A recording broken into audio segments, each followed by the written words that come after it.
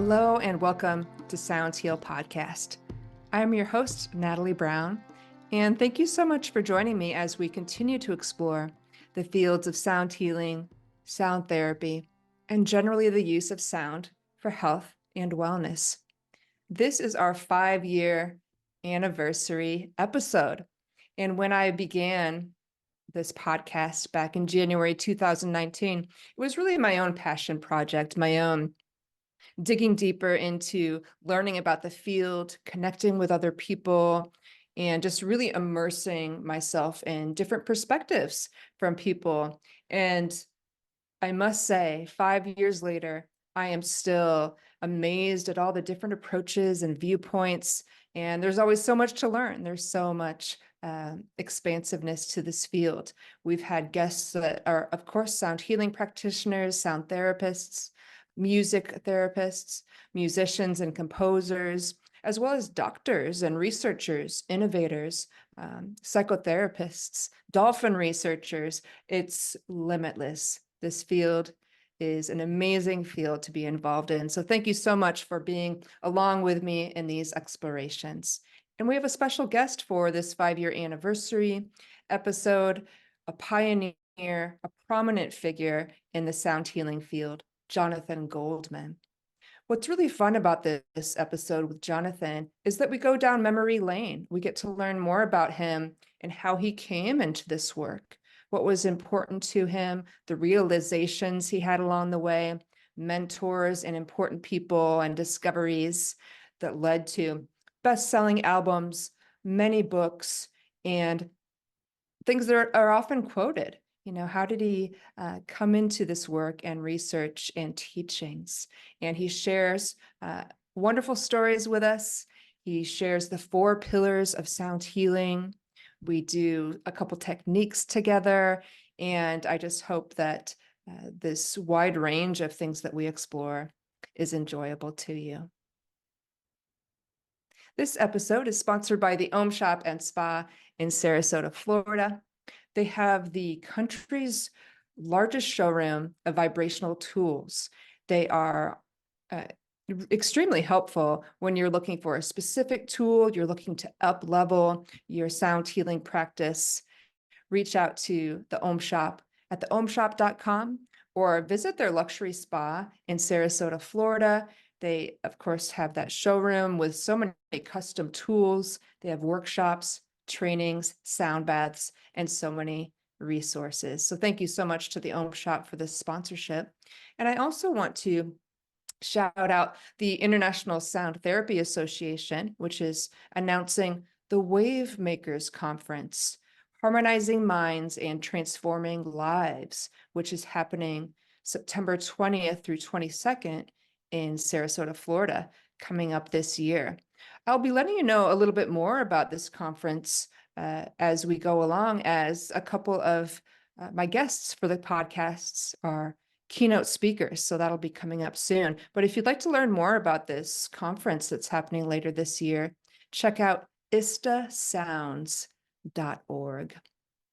In the meantime, please enjoy this 5-year anniversary episode with Jonathan Goldman.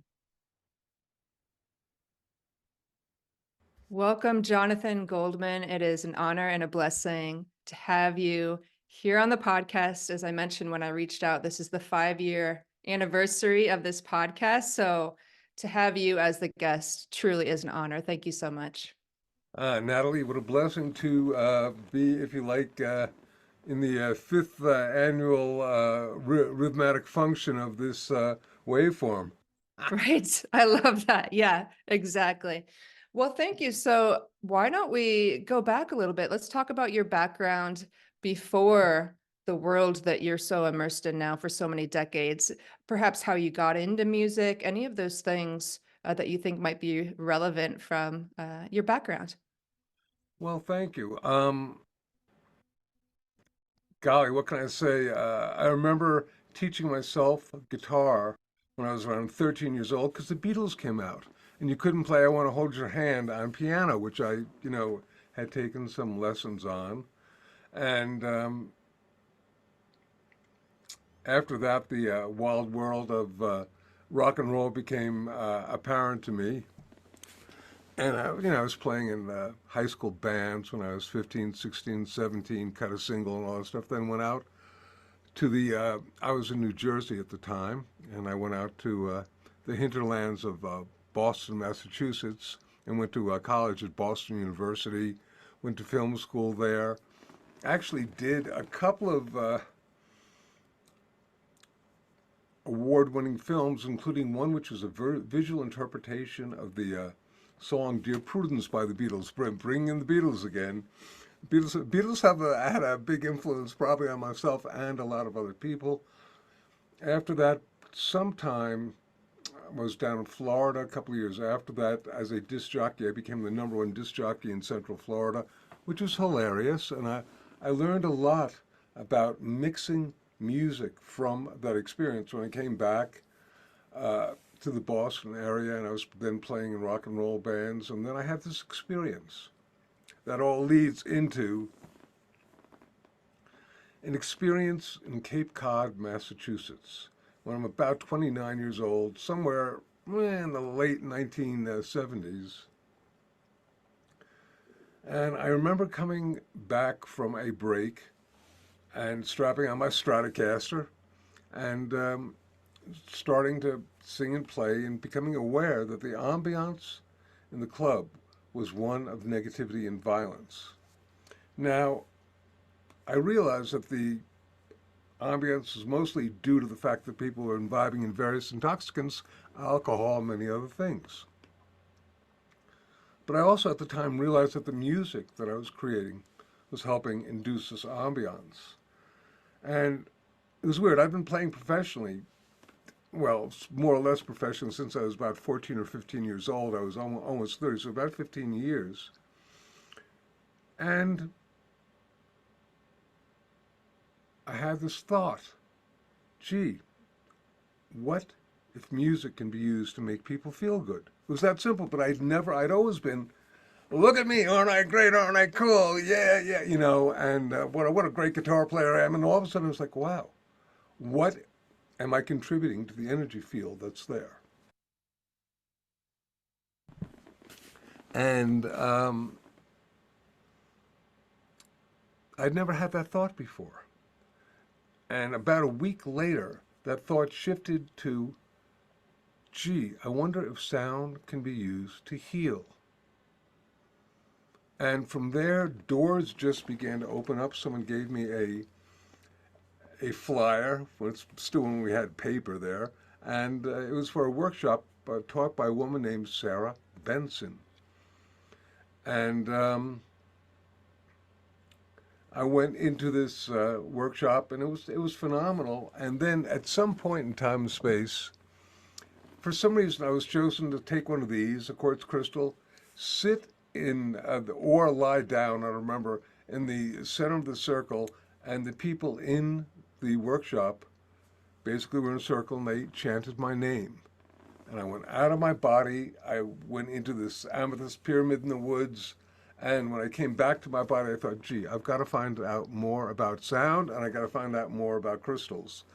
And Sarah Benson became, a dear, dear mentor to myself and then to my wife, Andi, and she's my son Joshua's godmother. She passed on to the higher planes of consciousness some years ago. I'd like to say she's operating from the angelic planes there. But Sarah was just a wonderful teacher of mine, and another great teacher, just mentioning that. There are probably two major people, three actually, that did it for me. Another was Dr. John Bouillou, who I know you've interviewed, and John was just always a great mentor of mine and now a very dear friend. And he was doing stuff that was just like unbelievable. I mean, he still, as you know, is just a wondrous being. And the final third mentor, if you like, was a man by the name of Peter Guy Manners. And I'll tell you about him in a moment, but I neglected to say that a couple of years after, I then, if you like, got the guidance to create an organization called the Sound Healers Association. that would have people for, I mean, once a month there'd be a meeting with probably about, that was live, that would have probably 50 people coming in there. And these people would come, the speakers would come from all over the planet just for the honor of speaking to this group and doing it. And then usually they would do a workshop the next day. And I got this incredible background in the field of sound. And there was a fellow there while I was doing this that I had heard of by the name of Dr. Peter Guy Manners, who was from England and had supposedly, he was legendary because he had a machine that supposedly used frequencies to heal. How crazy was this? And I was first turned on to him by a fellow by the name, this is going back into memory lane, but that's okay, Dr. Randall McClellan, who wrote a brilliant book called The Healing Forces of Music, History, Theory, and Practice. And he was also a mentor on a level, but he introduced me to the work of Peter Guy Manners, and then Manners and I sort of had an interesting, connection to the degree where I would then, for several years after that, sponsor him for workshops. He would stay with me for weeks in the Boston area, and then when I moved to Boulder, Colorado, in the Boulder, Colorado area, and he was just an amazingly interesting person that very few people know about these days. He's sort of particularly disappeared from the annals of history, but he invented an instrument that used sound. He, first of all, he would have composite frequencies that he used that work with 5 different, actually, composite frequencies for all sorts of different imbalances. And I saw really outrageous things with this, and I thought this is very, very cool. And this instrument still is, if you like, in the field of conscious phenomena right now, there's a woman by the name of Mandara Cromwell, who has now taken the cymatic instrument, which then became, something else, which then became something else. And she's done it now where you can simply sit there with your feet on these pads, and it'll generate the energy into the body. And I thought it was at the time great. Peter Manners was just, it was crazy. Someday I may do a communication purely on Peter Manners, because I think he was not from this planet. And those who knew him would probably agree with you on that one too. So there we go. Do ask me a question, because I'm rambling now. Oh, no, it's great. It's great information, and perhaps some people have not heard of these names before. So it's fantastic, kind of the origins of a lot of this. And yeah, maybe to take us next, really, how did it build for you? What was kind of the next step after obviously having that realization in that club that, oh, wow, this is kind of negative energy. How can I use music to shift it? Yeah. What was next for you? And perhaps we can get a little bit into your work as a musician and composer. How did you approach that differently after that realization?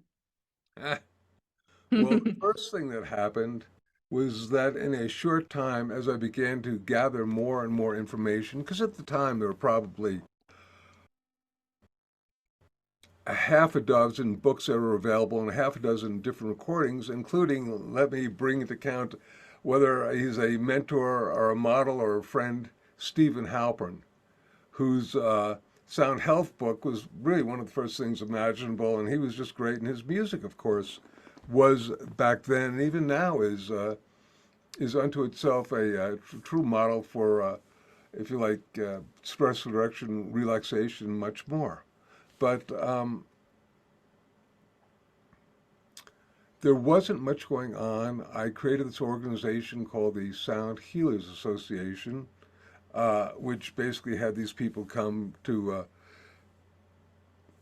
teach once a month, and I would record all these sessions. I was getting an incredible background. And after about 3 or 4 years, I thought, gee, this merits some sort of higher education. So I went to Lesley College.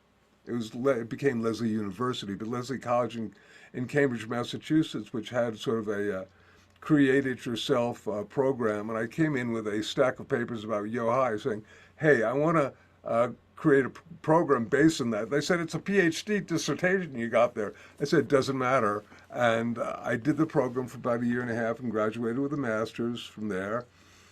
And then I took the master's degree thesis, which I called Awakening the Lost Chord. And ultimately that got turned into a book for, I think it might have been Simon & Schuster. I can't remember now. It was 700 pages.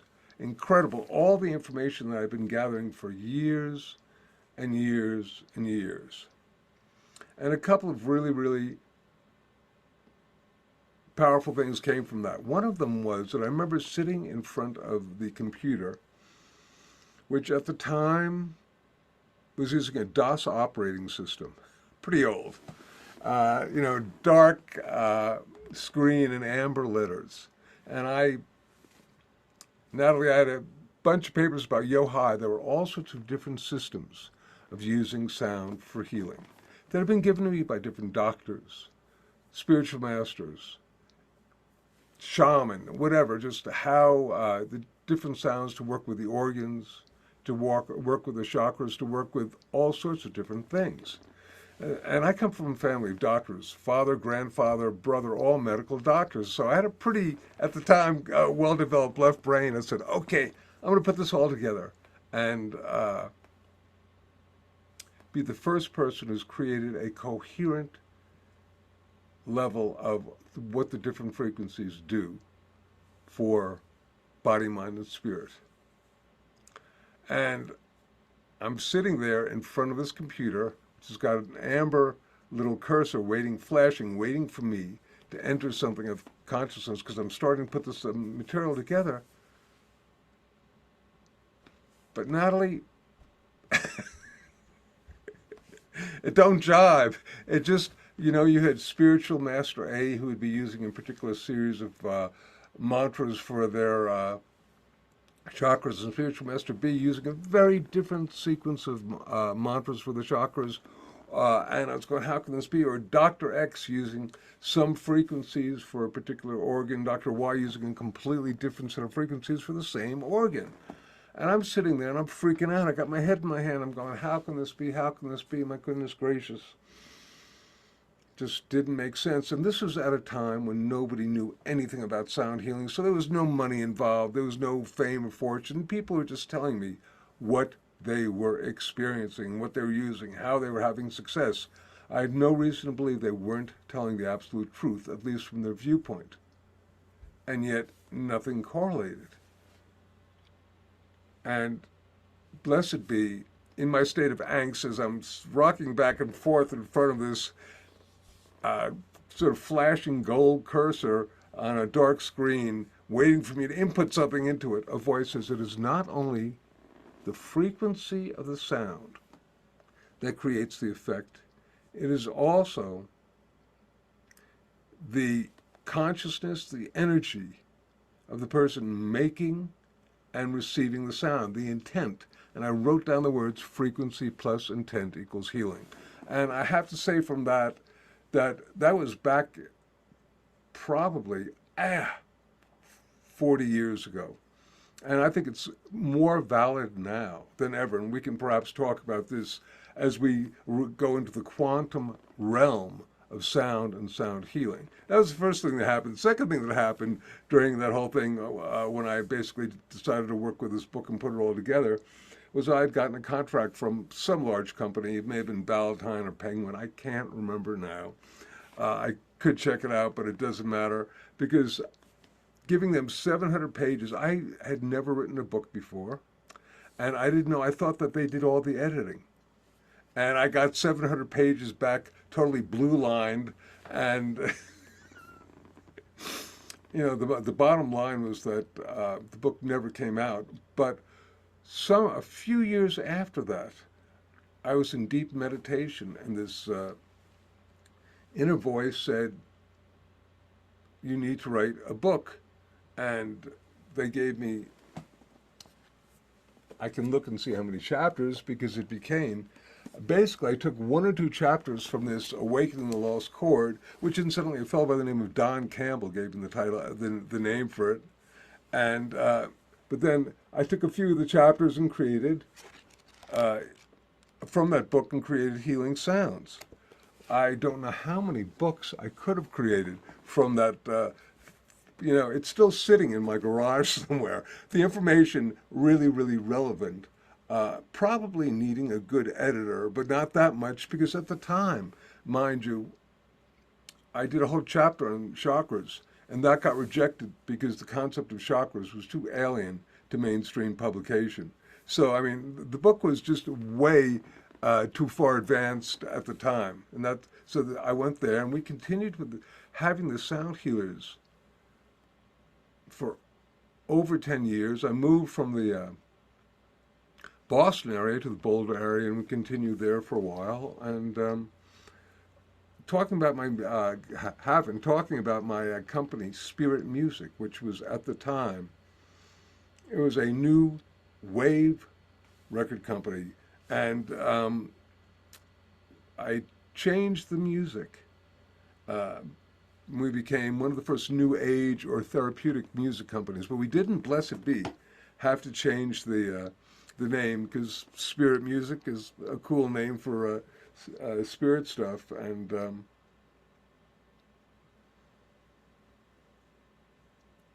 it's really been I'm jumping all over the place. If you get more specific, it'll ground me. No, it's great. Yeah, we can head into that direction of you're composing. I mean, your music, you have over 25 best-selling recordings, right? So you've obviously really gotten immersed in composition. And I remember, 20 years ago going into a massage studio and they were playing your music. I mean, it's really been received all over the world and wellness spas and things like that, your music. So from being in a rock band to composing that type of music, what do you feel? It's probably intention, but what do you feel changed in your purpose as a composer and music maker? Okay, couple of different things. I first want to just jump back because it reminded me of something when I said I put down my Stratocaster for a number of years because when I would, initially, there were a lot of people who basically began to suggest that rock and roll was the devil's music. And it was like, whoa, I'm not going to touch that. And then I had the experience with the frequency plus intent. And I realized that some of the most love-encoded music and higher consciousness music I'd ever encountered was rock and roll. The Beatles, and in the end, the love you take is equal to the love you make. What higher encodement of consciousness can you have than that? So I realized that for myself at least, you couldn't take any one genre and make it bad because it depended upon the type of music. And one of the things that I learned from John really early on was that, music affects the metabolic system real differently. So if you're 15 years old, I was just talking about this actually on a pretty well-known radio show a couple of nights ago, but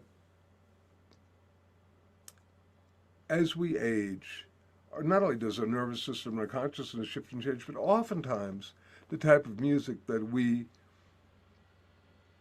enjoy can also change. This fellow and I were about the same age, and we were talking about at this point liking, like light jazz and Sinatra and stuff like that, which when I was younger and playing in rock and roll bands, that was so like square, you couldn't get me near this. And, did Sinatra become cooler or simply has my listening changed? Now, an interesting thing about Sinatra, is that I think he's a great example of somebody who's able to embody emotional intentionality onto a song. So that I don't know that he was the greatest singer. A lot of people go, "Oh, Frank, he was the best." Maybe, or maybe he could really tell a story really well. So that this is a reference that many may not get, but I don't know if when he was 17, it was a very good year. But you really believed it when he sang that. And I'm recently now reading this 1,000-page autobiography by Barbara Streisand. And she's also a real interesting character in terms of having really the ability of being an actress. And when she does her singing, she tries to almost emulate and act the things so that the people really get it. Now, mind you, when I was younger, when I was about 17, I went to see Barbara Streisand in Central Park, double date with somebody. And it was a terrible experience for me. I really just didn't like it at all. And of course, now here I am adoring her. And when I was 18 or 19, I went to Woodstock. And Woodstock changed my consciousness hugely because it gave me, if you like, Swami Satchidananda, this guru, was the person who opened up Woodstock by having 500,000 people or more chanting all together. And I'm jumping all around from past to present to future, but we have right now, probably in about a month, an event called World Sound Healing Day coming up, which I think was probably influenced by the fact that, back in 1969, I experienced what it felt like to have 500,000 people chanting together. And I think that probably influences a consciousness. Swami Satchidananda has also appeared in my life in other things, including an ashram that he, believe it or not, in Virginia called Yogaville. Really, that's the name of it. And it's great. It's got a structure called the Lotus Temple that looks a lot like the Taj Mahal. But I was teaching down there with my wife Andi, and we were going to be teaching something called the Divine Name, and that is something I stumbled on back in the actually mid 1990s. But this is, if you like,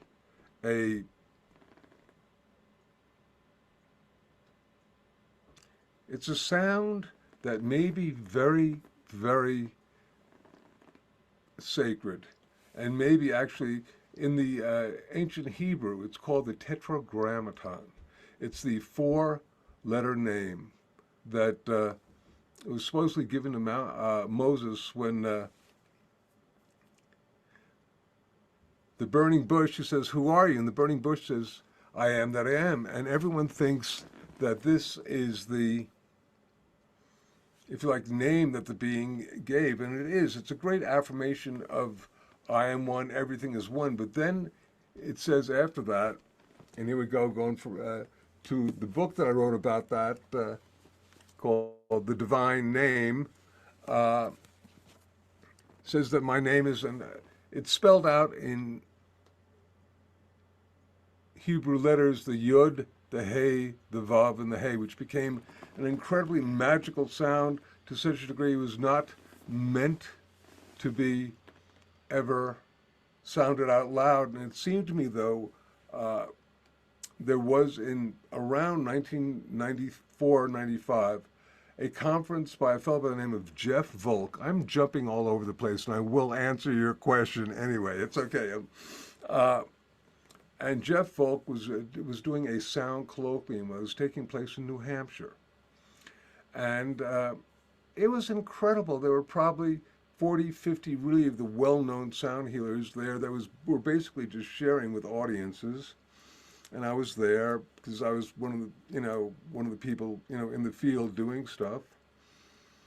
And I, on the way back, I stopped off at went to visit Sarah Benson and her husband named Don Beeman. He was an ancient Egyptian magus disguised as an art professor at Boston University. And when I woke up the next morning, I basically was given this sound. And the sound stemmed from, in spring of 1986, the spring equinox, I was in deep meditation. And I had been basically given the sequence of vowel sounds that you could use to resonate all your chakras. Now, in healing sounds and whatnot, I do have probably a half a dozen different systems that were slightly altered and changed. And this particular one was given to me by guidance.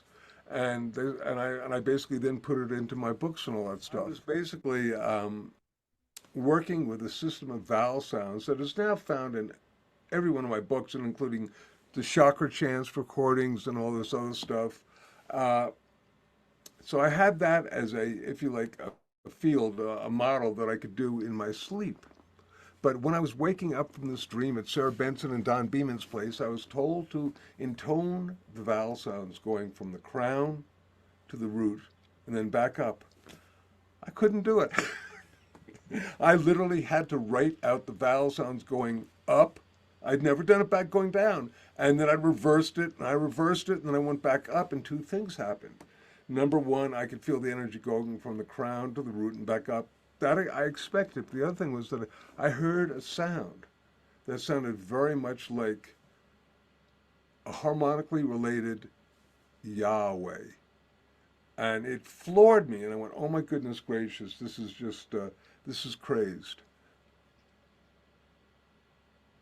I came home and I shared it with my wife, and we both made the sound and sort of passed out. And then about a week later, I mean, I was very concerned that I discovered something that was not meant to be shared. I went out to Portland to these two master teacher nurses, and I shared with them, and we all passed out again. And it's like, okay, this is probably something I'm going to sit on for quite a while. And then around the year 2000, a fellow by the name of Greg Braden, who's pretty well known, was teaching something that he called the God Code. And I went out to dinner with him after that because, I'd gotten to know him. And I said, Greg, I think I may have somehow accidentally rediscovered this ancient name, this tetragrammaton, that had been banned from the Bible, incidentally. And I shared it with him, and ultimately that got released as first the recording of the divine name, and then I wrote this book, The Divine Name to Share People. But this gets into creating sound. Okay, can't escape from the wheel or the spiral coming back down. So I'm going to acknowledge that for me, almost every recording that I do is an experiment, just to please myself. How does this sound? What would this sound like? And Natalie, half the time, if not more, maybe 3/4 of the time, I feel like I'm simply a conduit for energy that, oh, wouldn't be good I did this, oh, wouldn't be good and I do this whole thing together, almost in an altered state of consciousness, and then mix it down, because I will return to these things sometimes months later, sometimes years later, and I'll go, sometimes I forget that I created them. Sometimes I'm going, how did I create this? And whatever guided me to put this and this together. And sometimes I've had really big assistance from the other side. For example, musical instruments or sounds that I did not create will manifest on the recording. So probably the most conceptually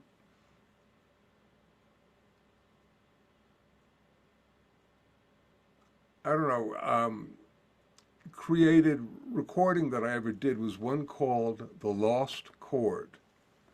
I had originally done a recording called Chakra Chants that probably had a dozen different simultaneous tracks, and I just wanted to, what I had done was, among other things, collected some systems from the Healing Sounds book, and I said, well, what if I use some of these systems together? What would it be like? So I worked with, first of all, the vowel sounds, my friends, the vowel sounds I'd gotten. I also worked with the Bija mantras, also worked with a harmonically related diatonic scale, C, D, E, F, G, but the C begins at 256 cycles a second, and it's using a particular, if you like, Pythagorean scale of tuning, and then I also worked with Shabd Yoga sounds because I had found and traveled in all these different conditions. So I wanted to go, what would have happened if I put them all together? Is it going to be noise? And one of the things I discovered was no. Oftentimes, sacred sound likes to live together with other sacred sound. It was amazing. I mean, you can't just do it as gunk, but sometimes if you think a little bit more, these things will interface and weave with each other. And then I did a recording called The Lost Chord. I said, okay, I've already done a diatonic, do, re, mi, fa, sol, la, ti, do thing up there. What would happen if we stayed the same in terms of the tonic? The basically tonal note would be the same for each, but you would change the ratio so that it would go with the Fibonacci series. So it's 1 to 1, 2 to 3, or is it 3 to 5, 5 to 8, 8 to 13, going like that. And literally, I think it's probably one of the more complex and really wondrous recordings. I also work with the mantric forms from the Hindu tradition, bringing in, for example, the heart chakra. I would have the mantra for Tara, Om Tara Tu Tara Tre Svaha, and the mantra for the Avalokita Svara, Om Mani Padme Hum, together going counterpoint against each other. So I at one point was at an award ceremony, and it didn't that year win the best album. Healing Sounds had, not Chakra Chants had won it like a year or two before, but not this one. This one was runner-up, and the person I was with said, you should have called it the healing chord and not the lost chord, because nobody wants anything that's lost. But regardless, Right. Yeah. The power of the word. Yeah. The words that you use. Yeah. Right. but once again, so those two are definitely, and I worked at the time, particularly with some really wonderful engineers. There was a fellow who he's changed his name a lot of. But he was known as Akshara Weave, and he did a number of different recordings with me. And that one particularly, though, we'd be up. He'd come over to my house and I have a recording studio in my basement. This is actually my recording studio with the tonkas and all that stuff here. And we'd be up 2, 3 in the morning just doing all this stuff, trying to figure out. But there's some brilliant stuff on it, and I really, really honor that. But mostly the thing is, what would it sound like? And you know what? Sometimes it works. Sometimes it doesn't work. That's right. And most importantly, it's the intention behind it, isn't it? If you're really intent and encoding, infusing your sounds with that intent, it's that much more powerful, like you said. And yeah, a few things you mentioned there, I'd like to bring in a little bit more. Some of those practices you mentioned, using vowel tones, Bij mantras.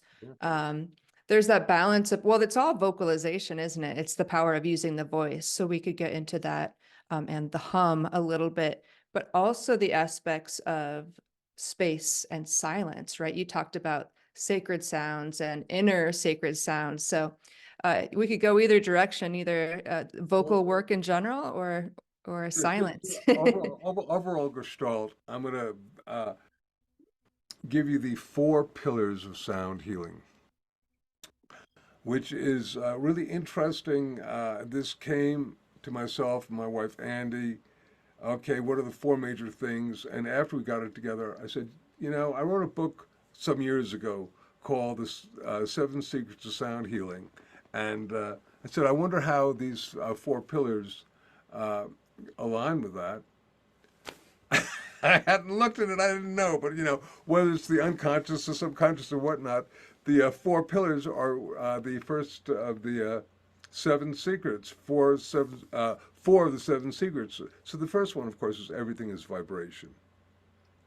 And probably don't need at this point to tell you about that.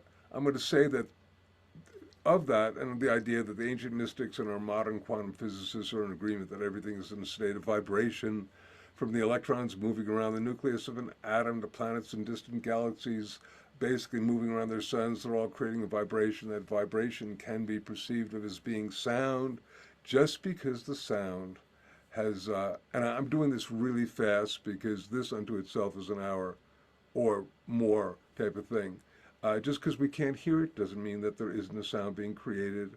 We hear from about 16 of what is called cycles per second to around 16,000 of these cycles a second, or hertz as they're called scientifically. But our friends in the ocean, the dolphins, can make sounds upwards of 180,000 cycles a second. So just because we can't hear something, but a dolphin may be either communicating with the energy of the Sirius star system where they may be from, or else they're exchanging recipes for Tudor noodle casserole. But bottom line is, okay, so everything is in vibration, and our body is in a state of vibration. Every organ, every bone, every tissue, when we're in a state of health, we're in a state of, if you like, harmonic resonance. We're like this string player who is playing the symphony of the self. And in fact, an entire orchestra, and this string player, let's say, has lost their sheet music, and they're playing the wrong notes, the wrong harmony, and they play out of tune. Pretty soon the entire string section is off. Pretty soon the entire orchestra is off, and this is what we call a part of our body that has lost its natural harmonic resonance. It's vibrating out of ease, out of harmony. Therefore, we call it diseased. And basically, one of the major ways of working for healing is basically to restore the sheet music to the string player. So that's just an overall quick little thing about the first pillar, everything is vibration. There are also two ways that sound affects us. One is called psychoacoustics. Sound goes into our ear, into our brain, affecting our nervous system, our heart rate, respiration, brain waves. And the other one, though, is very important. It's called vibroacoustics. And this is where sound goes into our body, going down to a cellular level. And a lot of people don't really think about this when, they just think about, I can hear something. But oftentimes, one of the key phenomena of sound healing may be vibroacoustics. This, of course, would be the work of, for example, Peter Guy Manners and his cymatic instrument, or just as a little example here right now, I'm hitting my tuning forks together, which is going to sound like this. And this is great. My energy field. This is the interval of the fifth. This is great. So this is psychoacoustics.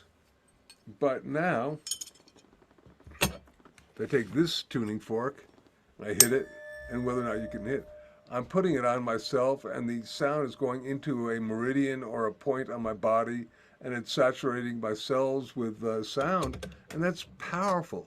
Here's a quote from the New York Times Science section, February 8, 1988.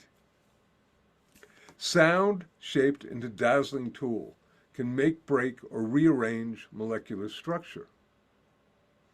And it was talking about ultrasound, which is really making headway in terms of music and medicine these days, but could also be dealing with just regular, if you like, sound within the normal range of consciousness that we can hear.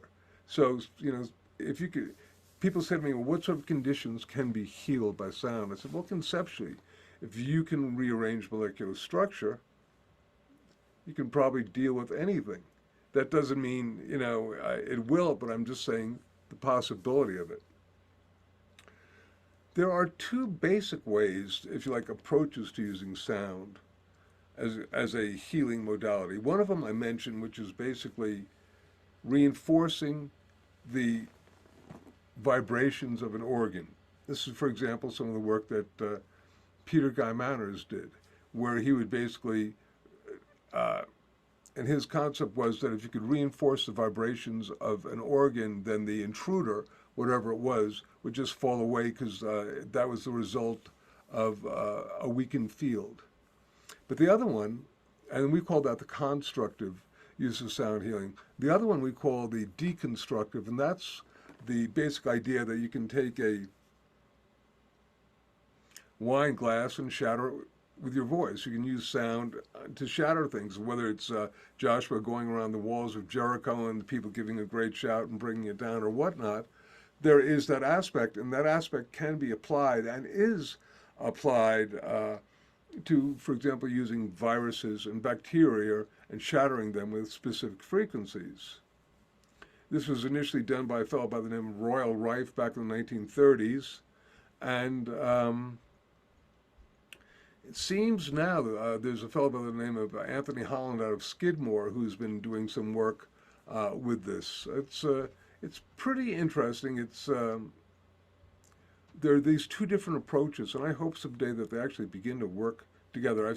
I had this really, really life-changing, powerful dream many years ago, but where I basically saw that both the modalities, one frequency range would be sort of getting rid of the intruders, and the other would be amplifying the organ, or the person, so working together to create a harmonic resonance between them all.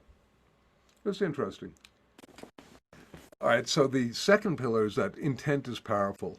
And once again, I told the story about how I realized frequency plus intent equals healing.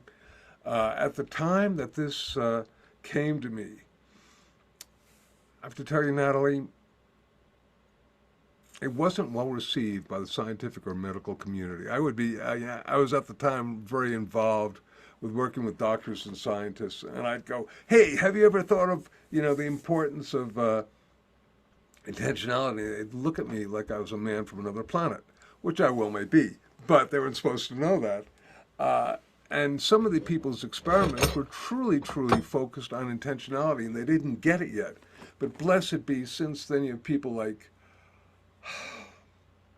Joe Dispenza, You Are the Placebo, Bruce Lipton, Biology of Belief, Masaru Emoto doing his extraordinary experiments with water crystallization, just brilliant stuff. So now I can talk to people about intentionality, and they go, oh yeah, and it's not too hard. In fact, it's pretty easy. Everybody takes it as a given.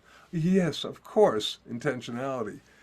At the time this happened, it was so interesting because this fellow by the name of John Diamond, who was a well-known medical doctor, who was a psychiatrist, who basically worked with kinesiology.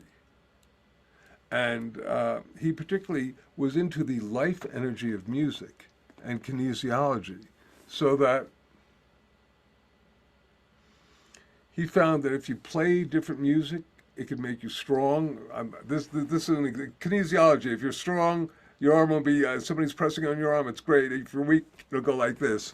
And stuff that was not good for you would make you weak. And this is, and a lot of that, the one that really for me, and I wrote about this in Healing Sounds, that was truly outrageous, was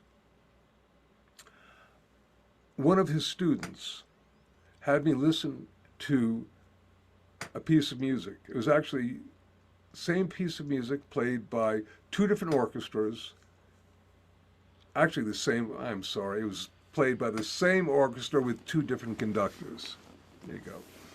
And one of the conductors was very into, we must play it like this and get it right, you must be perfect. And the other fellow was really into, listen, music, the harmonic resonance of all that is, and let's just enjoy it. And this woman said to me, listen, check yourself out when you listen to this. She didn't tell me what I was listening to, and it was the same piece of music. But one of them, my heartbeat started going faster, my respiration, and I started tensing up. And the other one, of course, I was in a very fluid, chilled out place. And then she informed me that the fellow who was, shall we say, ego driven in terms of doing perfection caused a tightness in me, and the other who was in. And so at that level, it was the energy of the conductor who was able to transmit it. So talking about energy and stuff like that, oftentimes when I would do recordings, I would take either the master tape or the master CD and I would put it in the middle of a crystal grid. And I would do some sort of rituals asking that the beings of light and love through sound come into that so that those people who listen to it get the highest benefits of healing and transformation. Okay, the next one is, and this is, I think, very, very important. The next, if you like, pillar or secret. First one was we were all vibration. Number two, intent is powerful. Third one, we are all unique vibratory beings. Now, I think this is so important because you get so many people saying, use that frequency for X, Y, or Z, it'll heal you of X, Y, or Z. And I want to suggest that a lot of that may be due to our belief in the sound, the intentionality of it.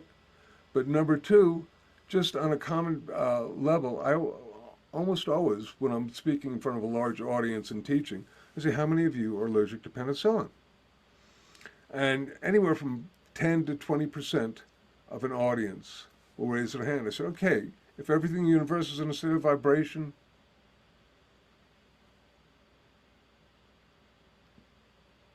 penicillin is a sequence of vibrations. And for 80% to even more, it's going to be healing. But for 5 to 20%, it's going to be toxic. And I think that's an incredible metaphor for everything that I've ever encountered. I just have not found, perhaps maybe air, and maybe water, but even, water, depending upon people and their condition.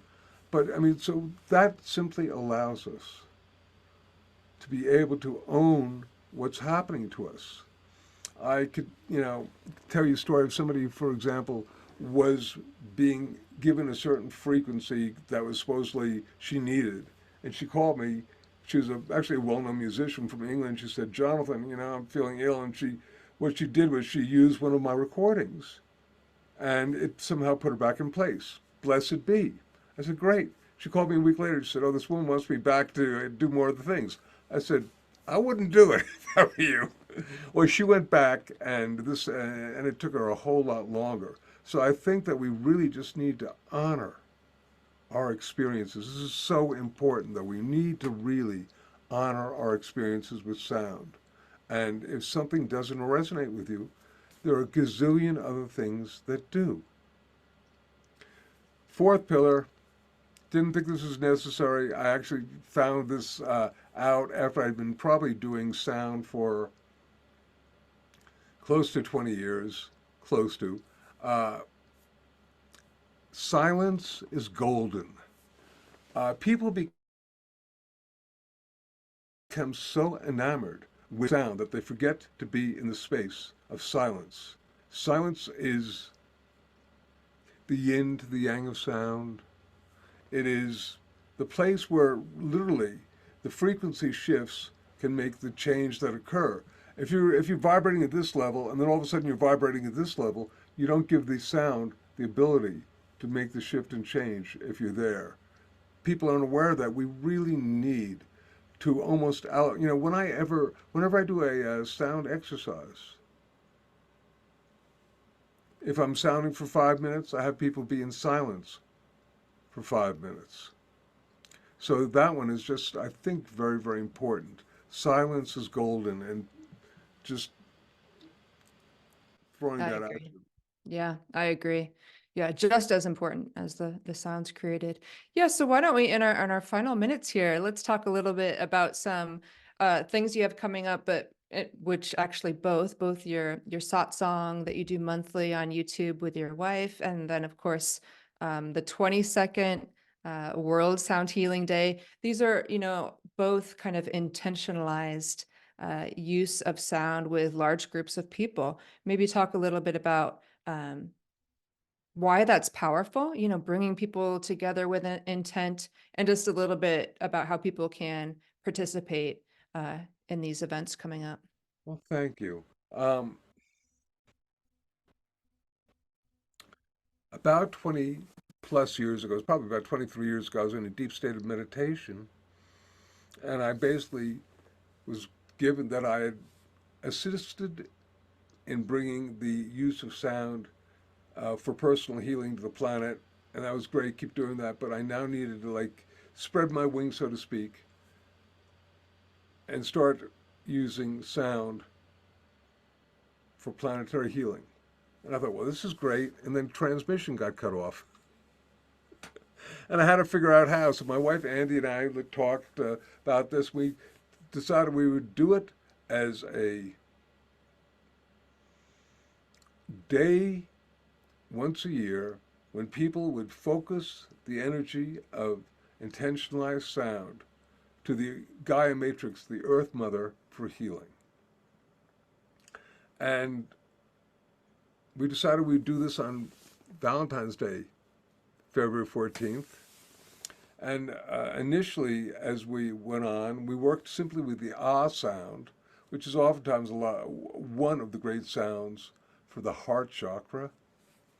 And we still, even this year, we're going to be focusing on doing one that's going to really manifest at noontime, New York time. Now, there are hundreds of different events that are literally everything from crystal bowls to poets to guided meditations to X, Y, and Z happening all over the planet because of this. Because recently we've realized that all sounds, even the spoken word, can be healing and can add, and if you like, feed positively into the Gaia matrix, the energy of Mother Earth. And it's just a great opportunity. People go to worldsoundhealingday.org. They can see what's going on, and they can also post an event, creating an event that they do, so if they're into sound healing. And I trust that you're going to be doing one, because you are fabulous. And it's just interesting. I think that there may be a collective aspect of people getting together with intentionalized sound, then could be much, if you like, less people with higher consciousness is really more than a whole lot of people with a not too positive vibrating consciousness, i.e., love is much more powerful than fear.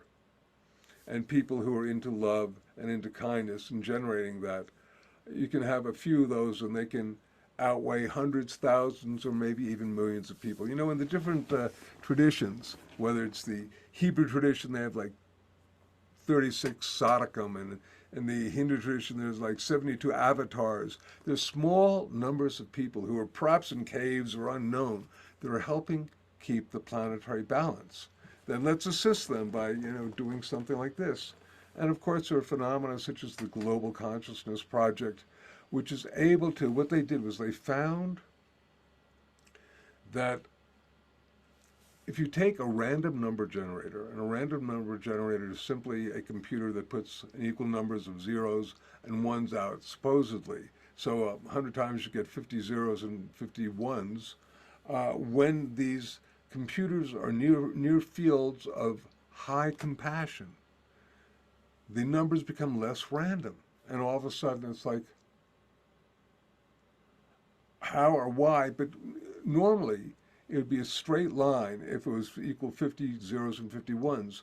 But because the numbers are less random, it kind of can look like a peak if that occurs. And that occurs very frequently with events of high compassion. Not events of large excitement, but high compassion. And that's so very, very interesting. And this is just one way of measuring the fact that somehow we are creating a feedback loop between ourselves, other people, and Mother Earth. And just real quick, when I first came up with the idea of World Sound Healing Day, I said, okay, the internet is currently the neural net of the planet. It's the mind. How can we activate the global heart? And it's, okay, in all these different traditions, the connecting link between mind and heart is sound. So that's why, you can feel it when we do a once a month sound satsang. Usually, if you go to our website and join our email list, you get notification of it. But we, do the sound satsang as a phenomena in which we can at least, for 5 or 10 minutes once a month, coalesce with people. And I think it's so very, very important. Do you find that, last question here, do you find that to be the most important aspect of your work right now? Or what's most important to you right now, do you think? Well, Yeah.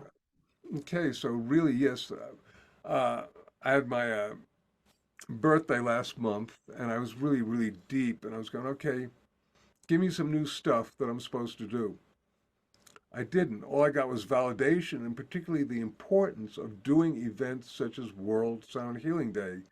And on a level, as a metaphor, if we can somehow use events such as World Sound Healing Day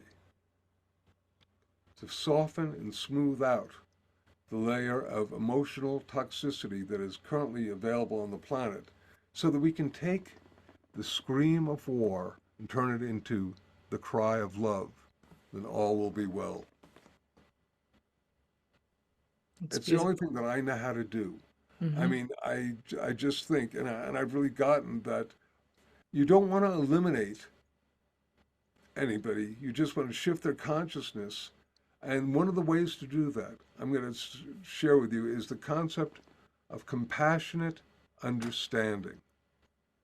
And compassionate understanding, simply on one level, means listening to the other person, trying to understand, even though you may not agree with them, understand where they come from. Because the old phenomena of walking a mile in someone else's moccasins, all of a sudden, if we're just busy pointing a finger at the other person saying, you're wrong. Well, as my wife Andi says, you point one finger at someone else, you're usually pointing 3 or 4 at yourself.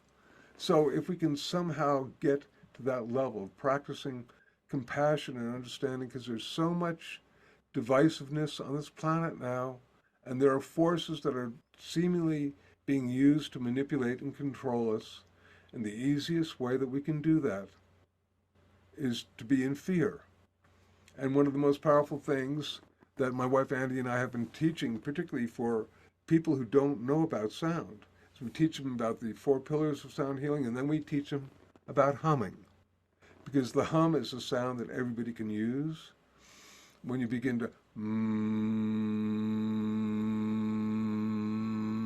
hum on just one note with intentionality, you get immediate reduction of heart rate, brain waves, you get lowered blood pressure, you get increased levels of melatonin, you get releases of endorphin, you get the release of oxytocin, you get increased heart rate variability, and you get increased levels of nitric oxide, the fabulous vasodilator that's also a wonderful antiviral agent. So you get all these things happening. And we just say, hey, if you're like stressed out, just sit there and do 4 or 5 deep hums. In fact, let's do this just for a moment. I'm going to go on because what better way to conclude this? We could, thank you for being so kind. I was rambling through memory lane Oh, here it's great. because Fantastic. Yeah, I fantastic. have stock answers for stuff, and I said I'm going to use this as an opportunity to share a little. And Yeah, thank you. Thank you for doing that. Yeah, yeah, beautiful. okay, um, in fact, so I can be totally coherent, I have it written over here. When you are doing conscious humming, first of all, to do a conscious hum, you got to make sure that your lips are closed. That's the first thing. I say that, and then we'll play a game for a minute just in case. I want you to hum on one note, comfortably, and pinch your nose. Okay. Mm. Completely can't. stops it. Completely Totally. stops the, yeah. Right. And I say to people, okay, if you didn't know that, most people don't know it. There are other things about humming. So once again, make sure you're otherwise you go because here's one a little backtrack real quick. Going back to Swami Satchidananda, going into Yogaville, we're going there to teach the divine name, and lo and behold, I'm thinking about writing a book on humming because it's so important, and humming is just the gateway sound that everybody can make. Nobody's judgmental about it. You don't need to have a PhD in voice. Everybody can hum. Babies hum, the elderly hum, everybody hums. You hum when you feel good. And I happened to walk in to the room that they had for us, and there was a version of Swami Satchidananda's translation of the Yoga Sutras. Yoga Sutras is a very ancient book. Every spiritual guru has done their own translation of it. This is Swami Satchidananda's. I opened it up just synchronistically, and there's Sutra 1.27, and it said basically, the original sound of creation was pranava, the humming of prana. They had to give it a name, so they called it Om. So the Om came from the hum. So it's also a very sacred sound. So when we're going to be consciously humming, we'll have our lips closed, take couple of nice deep breaths before that. If you like, breath is the essence of hum. If you can hum, you can help your breath, and if you can breathe, you can hum. Hum at just one note. Don't go around doing zippity doo dah, but just and do it in a comfortable pitch. There's so many people who are looking for, "Oh, I want to find my vibratory frequency," and I've personally found that our vibratory frequency is usually in the range of our conversational voice.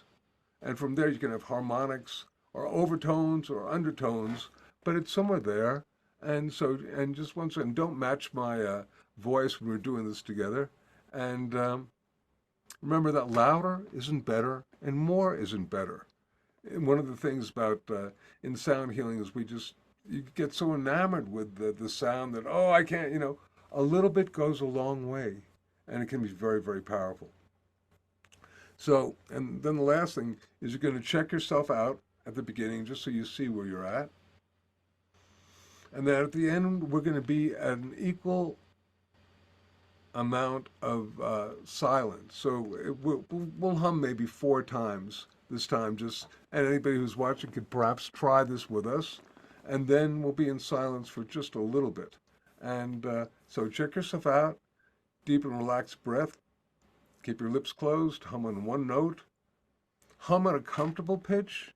Do it about 4 or 5 times, and then be in silence for an equal amount of time. How does that sound, Natalie? Will you sound with Yes, us? Okay. absolutely. Yeah. So a couple of nice deep breaths.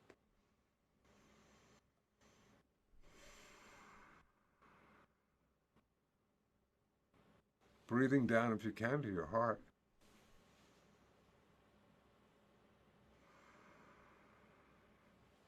And now just a very gentle and kind hum.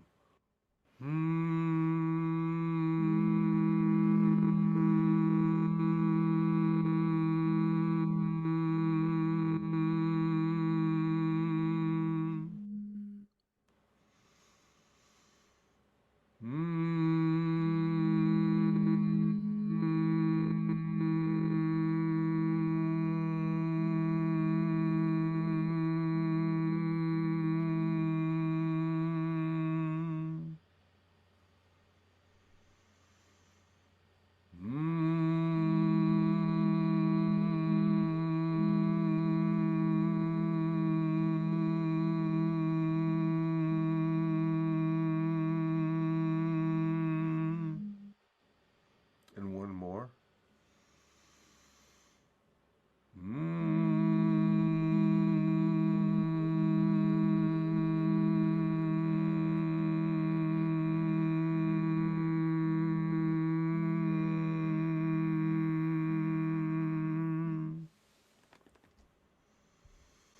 And just being in silence, for a few moments. And because our time is limited, I'm going to try to bring myself back a little faster than I normally would, because I'm a little bit blissed out and buzzed out from that. But it's something I think that people should try, conscious humming all the time. Natalie, what was that like for you? Mm. Mm, Very relaxing, centering. I just really kind of felt um, a lot of presence and vibration from the cranium down into my chest. mm, And when I opened my eyes, things look clearer and mm, brighter as mm. well. So a change in focus or clarity too. Yeah, And beautiful. Yeah. by doing that, you literally also produced 15 times the amount of nitric oxide that you would normally produce in your nasal cavity, which is enough to take care of some of the nasty critters that are floating around. So it's very good if you have sinusitis or anything like that. Oh, fantastic. Thanks for sharing that with us. That's such a, not only is it practical, simple, you can do it at anywhere, every day, Yeah. but it has so many benefits. It's just, yeah, extraordinary. Fantastic. That's a great way to leave everyone with an easy tool to help them. So thank you again so much for your time, but especially for your work and the passion you have behind it. Oh, beautiful. Look at that. Yeah. Right, your ball and a stick. Yes. We can hit both our balls together, but instead, I will just say thank you for this opportunity. I invite people to come to the healingsounds.com website. We've got lots of great courses that are online there. And, whether it's from me or from a Tibetan Lama, Lama Tashi, doing the Tibetan deep voice or whatnot, and the divine name and chakra sounds and all that stuff. And also, I'm most juiced about the idea that we heal the planet, we heal ourselves. We heal ourselves and we heal the planet. We have a choice and we can make a difference. I think that intentionalized sound, such as events on World Sound Healing Day and many, many other types of things, are going to be mandatory. And small groups of people are going to be able to make really positive and shifts and changes.